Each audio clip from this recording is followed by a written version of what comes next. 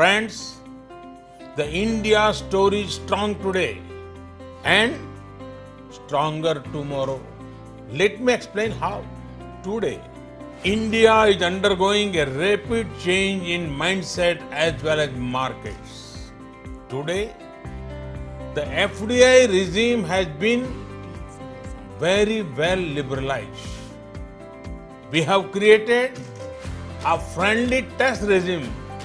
We have come up with incentive schemes for champion sectors. Today, India has embarked on a journey of deregulation and decriminalization of various offences under the Companies Act. The reforms in the labor laws greatly reduce the number of labor codes. These reforms will support our efforts to build an Atmanirbhar Bharat or self-reliant India. By working towards self-reliance, we seek to contribute to global good and prosperity.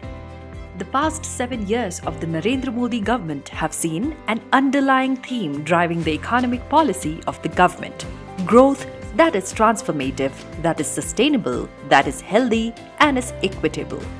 These 7 years saw the government introducing landmark reforms like reduced corporate taxes, insolvency and bankruptcy code, and the large-scale paring down of the Companies Act, among others. India is now one of the most competitive markets in terms of corporate tax rate. In the biggest consolidation exercise in the banking space, 13 public sector banks were merged into 5 mega banks. This has been a game changer in the banking sector. This period has also seen the integration of the nation as a single unified market through the introduction of the goods and services tax and the head-on redress of the non-performing assets to clear up the legacy issues inherited by the government. One of the biggest moves was to change the definition of MSMEs, revising the investment criteria upwards and bringing in turnover as point of identification. It has also removed the distinction between manufacturing and service sector, assuring the growing MSME access to the benefits available under the earlier definition of MSMEs. The Prime Minister's Vocal for Local is yet another initiative that is directed towards increasing manufacturing activities in India by encouraging consumption of goods. This will reduce India's dependence on imports and reinvigorate domestic economy through local markets. This has also been accompanied by big measures such as allowing participation of the private sector in commercial coal mining, a clear indication of the move towards encouraging their participation in the nation's economic growth. Mining apart, manufacturing has been given major push through the slew of production-linked incentive schemes.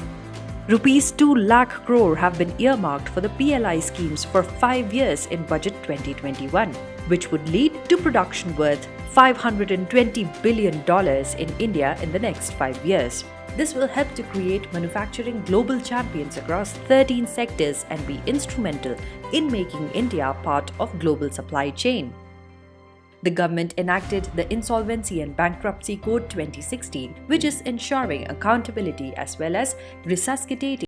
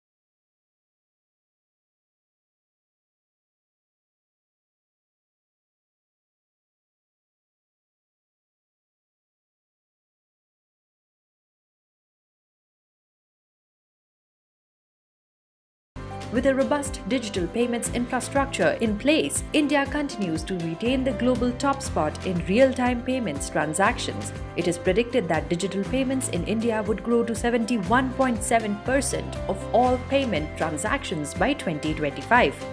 The paradigm of transformative economic growth has been redefined thanks to bold decision-making and the commitment of the leadership to serving India.